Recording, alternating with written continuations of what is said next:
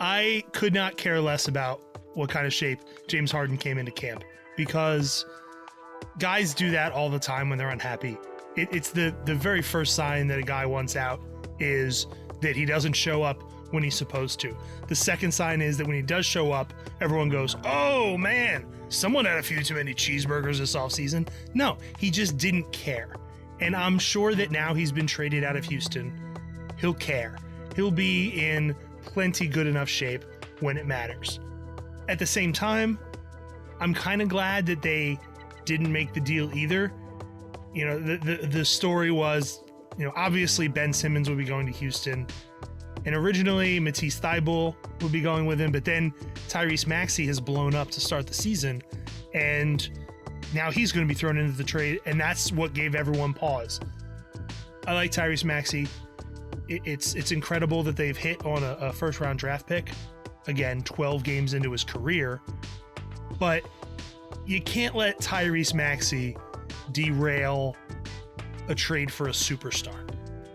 So as much as we would sit here and rend our garments about, we've drafted a couple of young guys in Landry Shamet and Tyrese Maxey, and we've traded them away. That's what you do. And if they turn into superstars themselves, okay, that's the nature of the business. So if the deal didn't happen because they didn't want to part with Maxey, I don't know how I feel about that. I am inclined to believe that the Rockets may have wanted more from the Sixers than anyone else, because their owner, Tillman Fertitta, did not want to trade him to Daryl Morey. I believe that. I absolutely believe that.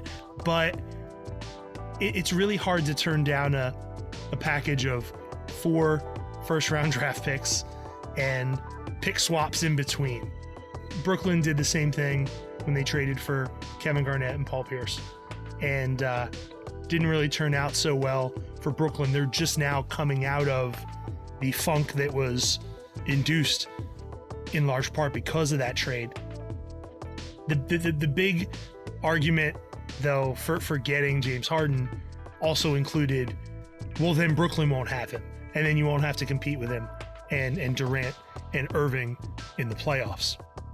Literally, the minute Kyrie Irving's deal with Brooklyn was announced, I was having a conversation with a friend over text, and I said, Kyrie's going to tear apart that team within 2 years. Well, here we are, just more than 1 year in, and he disappeared for 5 games. And he was at a family gathering and violating COVID protocols and forfeiting almost $900,000 of his salary because he didn't follow the rules. James Harden didn't follow the rules. Now, I get that they're difficult to follow, and those guys all went to the bubble, and that was its whole own issue. I get all that, but it's really not difficult to just stay home for a few months and then stay in your room on the road in exchange for millions of dollars to play basketball. So there's not a lot of sympathy from me.